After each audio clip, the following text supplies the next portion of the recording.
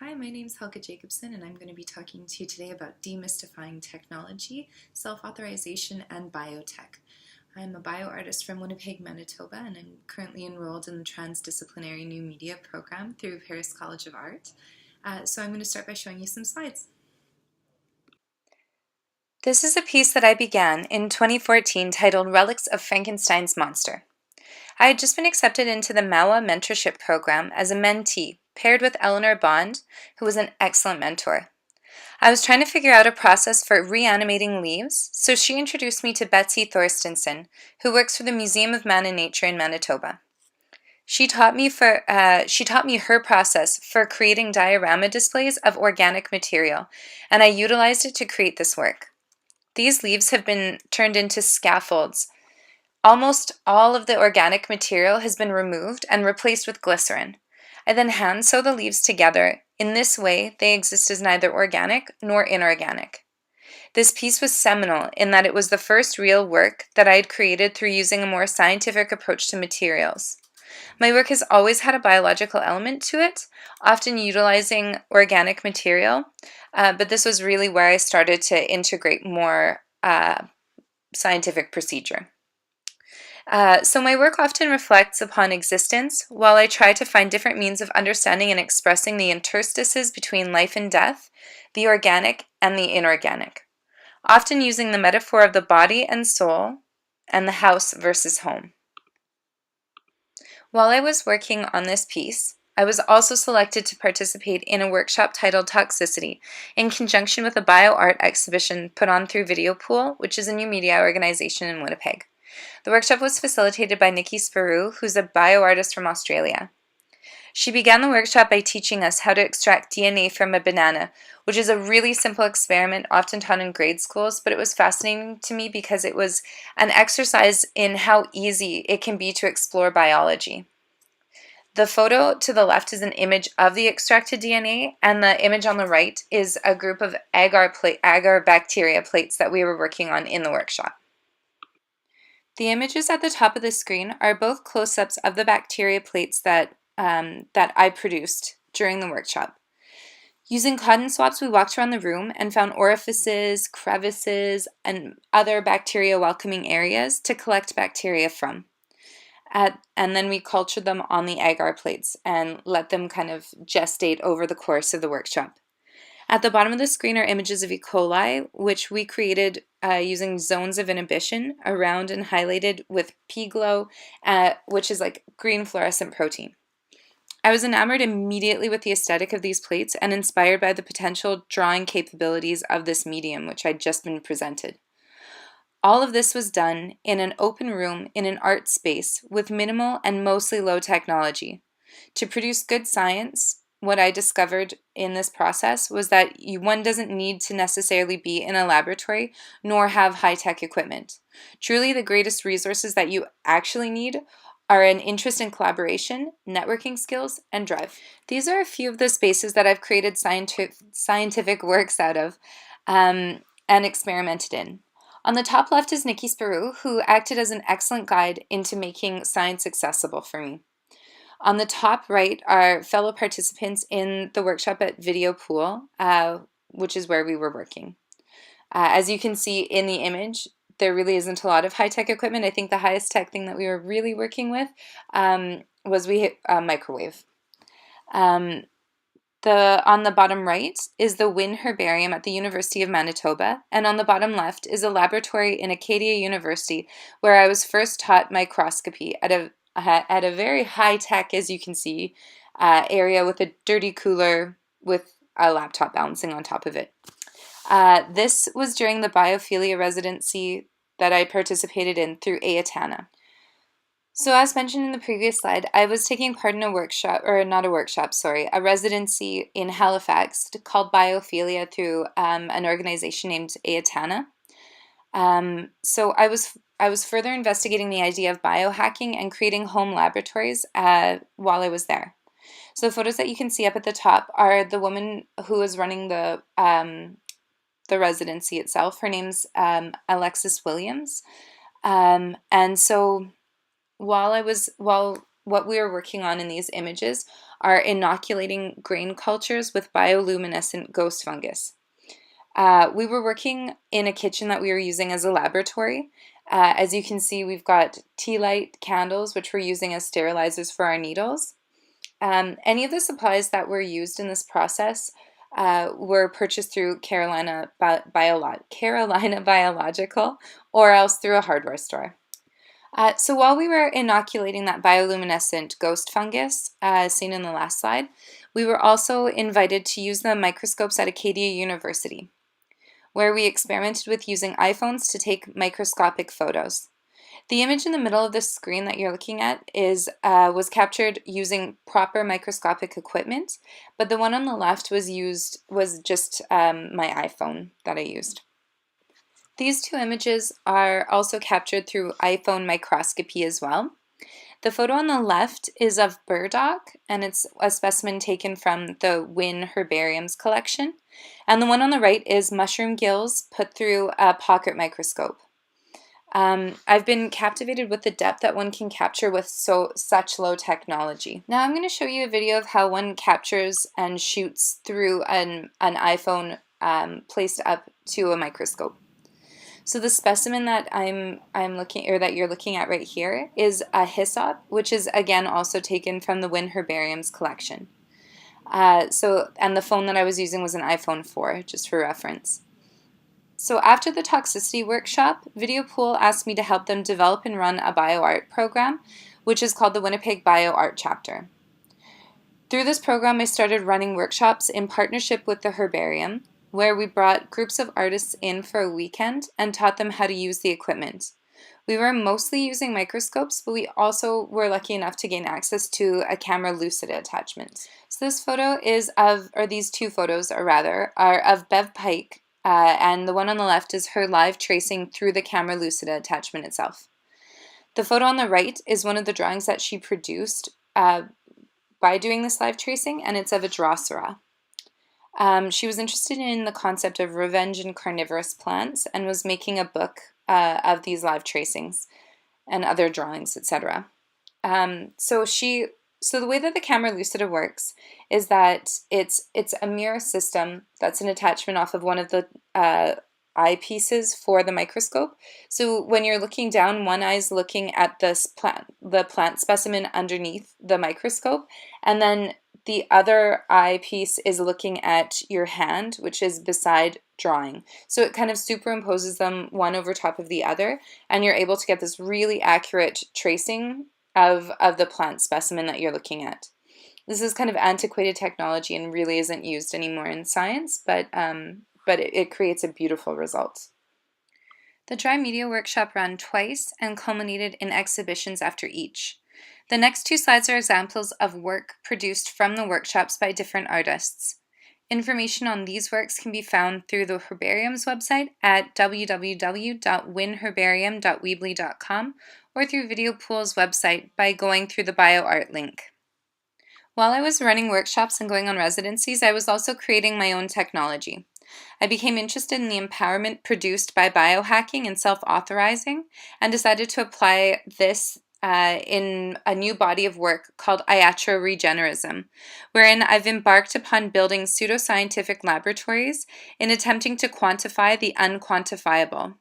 I also probe to find space where society can make room for intuitive healing, responsible engagement between healer and person seeking wellness, while finding ways of regenerating the ability to autonomously cope, questioning whether it's possible to apply rational science to irrational realms of non-medical model healing. How I began was by creating a zine which functions as an analysis of a spell that I cast while I was heartbroken from a devastating breakup, and I really wanted to know whether I was the recipient of unrequited love. So I decided that by putting the spell through rigorous data analysis, I would be able to discover whether this was true or not. So through this analysis, I discovered that I was indeed the recipient of unrequited love, and as a good scientist, I published my findings. I'm going to quickly go through a few of the labs that I've built. This lab functioning as a bar where I collected data using thorough medical forms, which then I analyzed and provided any of the participants who afforded me this information, individualized love potions.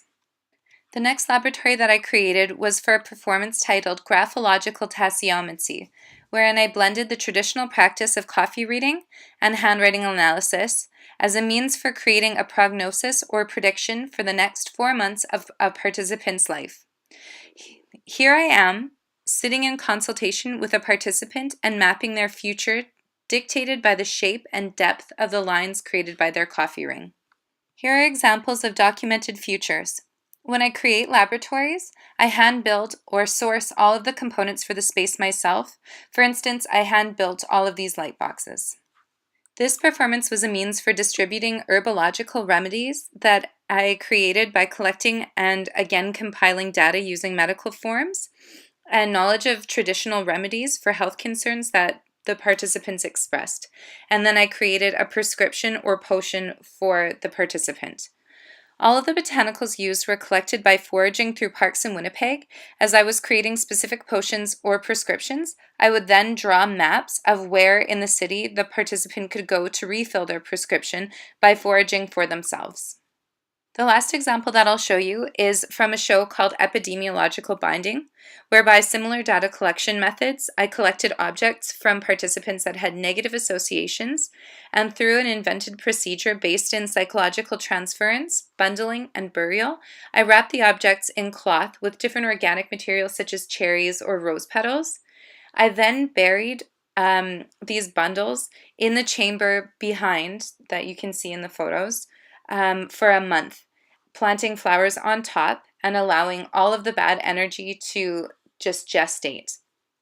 After the month was over, I boiled the bundles in mordant, trapping any negative energy in the cloth and creating a print from it.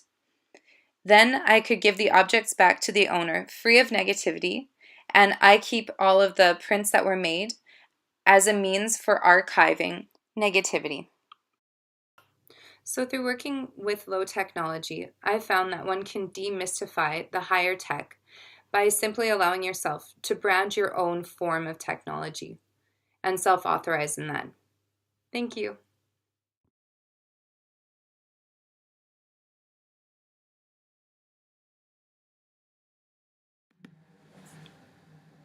Hey everyone, my name is Jackie. I'm one of the master students at PCA doing the Transdisciplinary Media program. I was born in China, but I went to college in Los Angeles studying media studies and also had a minor in art history. So in one of our other classes, the instructor wanted us to make a project that's inspired by some wearable fashion, and he wants it to have a human interactive element in it. I became quite interested in the human interactive part because I had some interest in interactive design, and I also had a little background in simple computer programming, so I wanted to create an installation using this interface called Arduino, which is pretty simple to learn and the price is really cheap. I want to create a space which allows the audience to interact with it and to help them visualize some of the very unnoticeable but important aspects of one of the most frequently happening movements in everyone's body, which is breathing. In other words, breathing will be the source of input for my project. I chose breathing as the source of input because I think it's a very important movement in our daily life, of course, but it's so subtle and unnoticeable that most of the time it's very easily ignored. I also find breathing as a very interesting source of input because for most people it's certainly a source of output because like when we talk about breathing, it's like the action of expelling air from our body.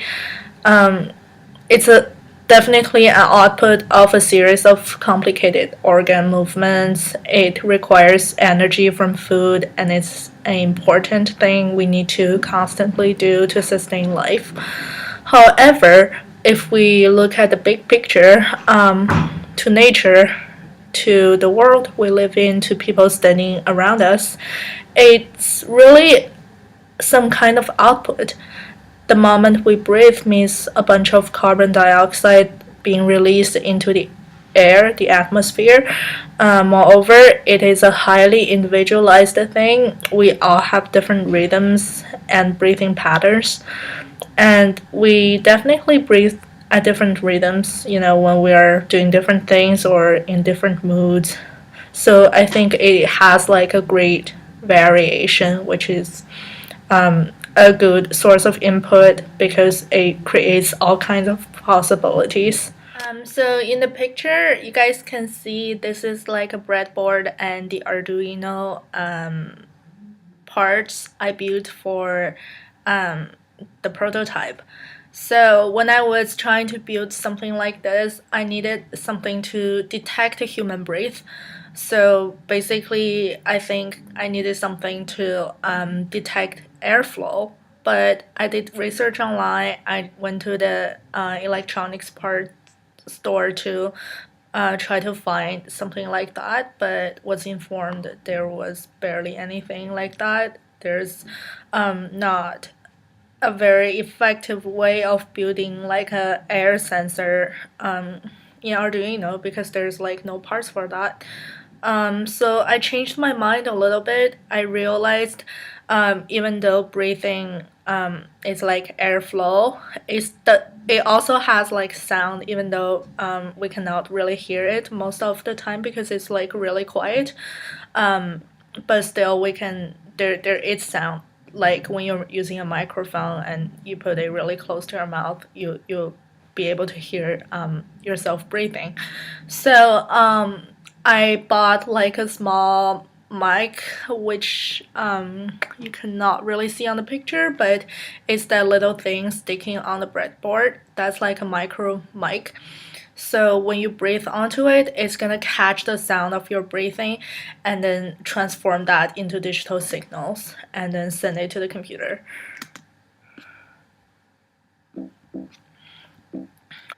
So another reason why I decided to visualize the movements of like human breathing is because in my home country, China, as a lot of people have seen on the news and probably have noticed themselves in the country, that the pollution problem is getting like worse and worse in recent years due to the rapid development of industrialization and all sorts of factory being built all over the country. So when I went back this summer, I realized the air condition overall in the city has become like a lot worse than a couple of years ago when I was still living there. I found this is like a very serious problem and it deserves to catch people's attention and find ways to improve the condition of the air. So I want people to, through my project, I want people to look at their own breathing patterns and realize the importance and beauty of it because when we're doing that, it's so subtle. We think it's like so normal that we can just easily forget about how essential it is to our own lives and to people around us. And on the output part, the output of this project, when breath was taken in and was transformed into digital signals, the output in this prototype was lights. So basically, like depends on how fast you're breathing or like how heavily you're breathing, the lights will be turned on accordingly. Or turns on more if like you're breathing really fast and hard. My friend, my classmate Basma helped me building those paper covers for the lights using paper and the tracing paper to make the lighting more subtle and soft. But this is just a prototype because ideally I would want the output, the moving parts, to be like fabrics.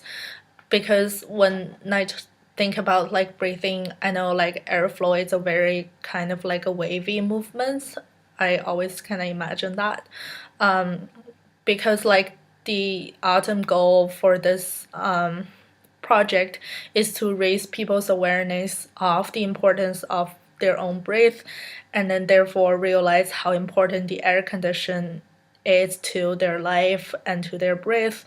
So if I do visualize the movements of breathing, I want it to be like wavy, to be like kind of big, so it has like a stronger visual impact on the viewer. But to do that, first, I'm still like thinking about like what kind of fabrics I should use.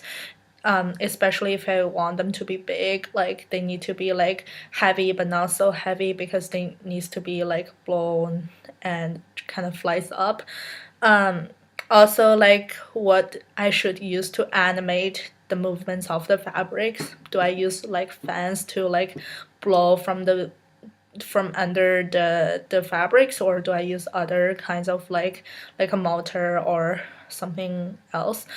Those are the things I'm still deciding, but so far I'm pretty satisfied with the input part because I think the Arduino parts do accurately catches the rhythm and the strength of the breath of the viewers.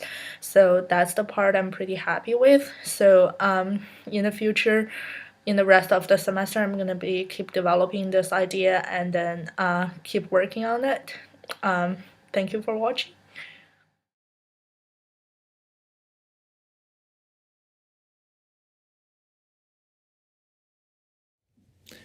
Hi, my name is Max Franklin, and I am a musician from Sydney, Australia, and I have recently started the master's program at Paris College of Art in Transdisciplinary New Media.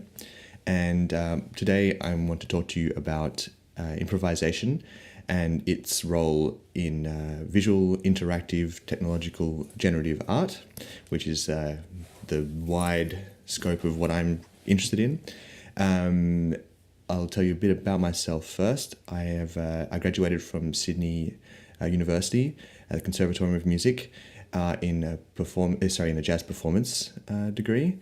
I'm a saxophonist, and during my time at university in Sydney, I discovered the interests of improvised music, obviously, because I'm a jazz musician, and I was interested in the music of John Coltrane, Joe Henderson, Miles Davis, all of those jazz musicians you probably know. But I was also introduced to musicians like Eric Dolphy, Steve Lacy, and the Art Ensemble of Chicago, which is a large improvising group. Just recently, I've decided to change my path. And I want to move a little further away from being a musician and become more a visual new media artist. But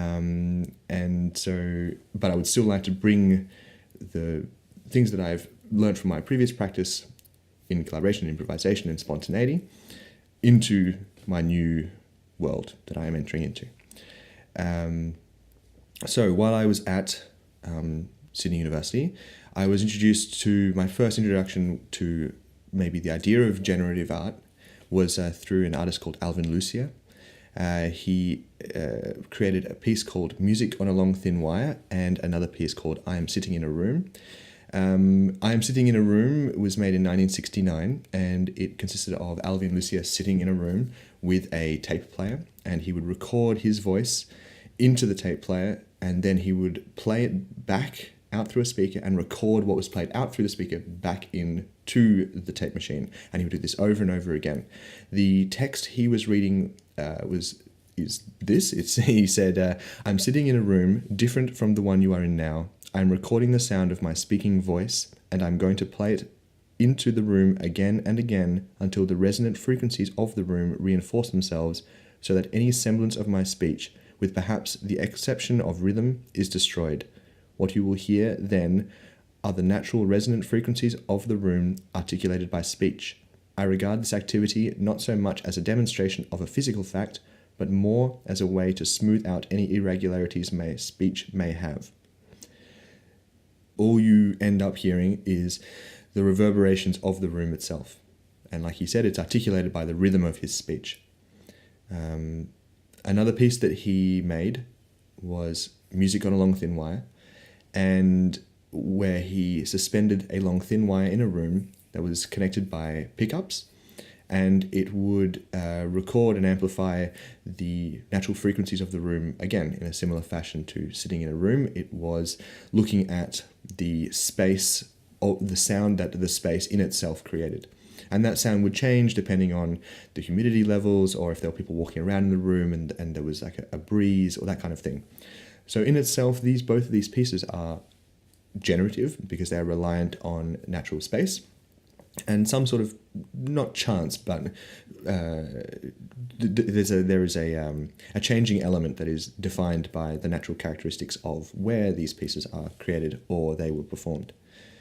Another piece that interests me is a piece called Years, and it was made by Bartholomew Strabeck, and it is a piece consisting of the natural generative qualities of tree trunks and their grain, the years that they have running around and around, hence the name Years.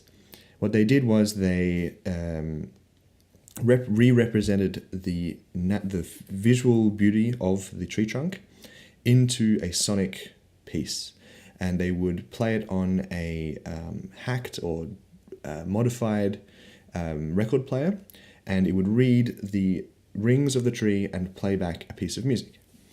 And they released an album with this, and it has 6 tracks from 6 very different trees, and they sound very, very different. They also just recently launched a golden record into space as part of the Forever Now project.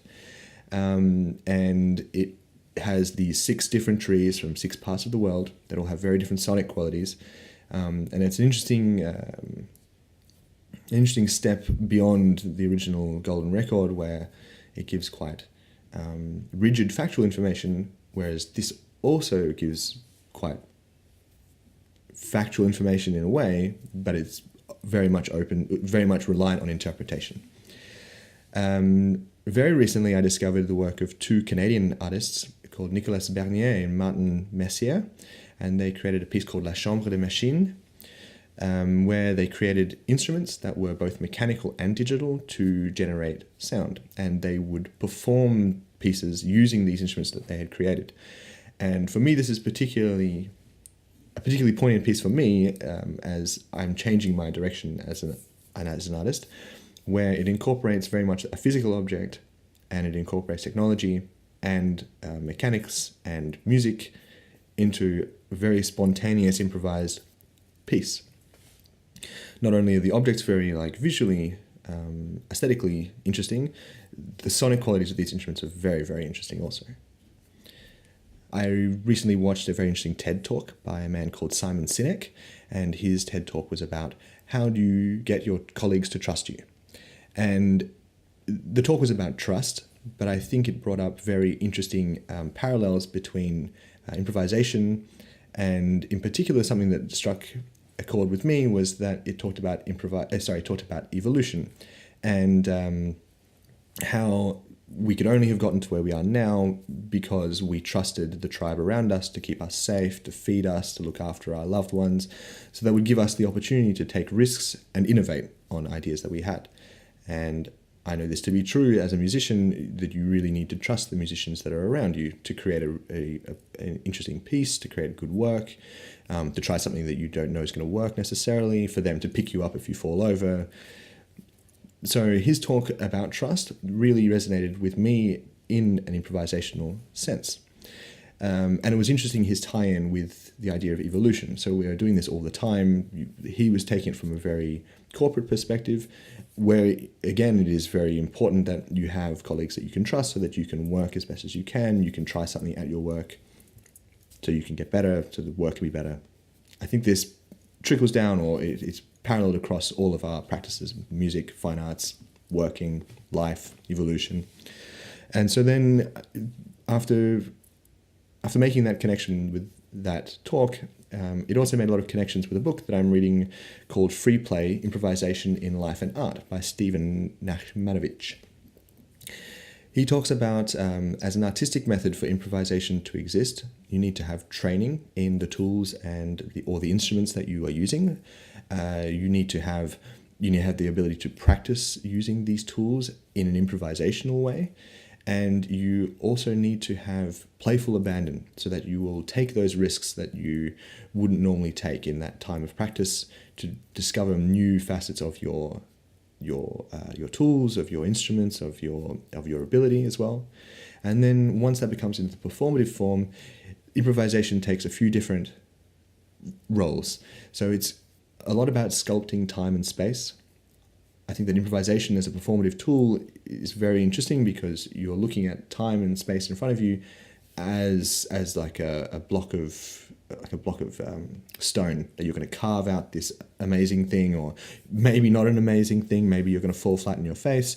But it's the interesting thing about improvisation is that because it's running in time, you have the ability to move it and change it and make it something that you may not have anticipated it to be in the beginning.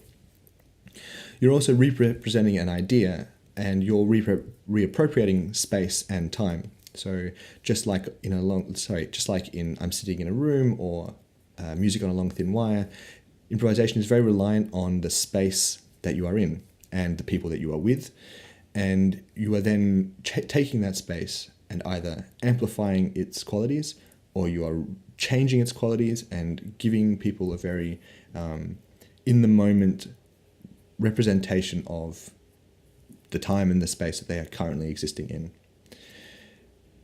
Which later on I will go on and talk about how I feel that is an important thing about improvisation and the critical analysis of an art piece that the audience member has.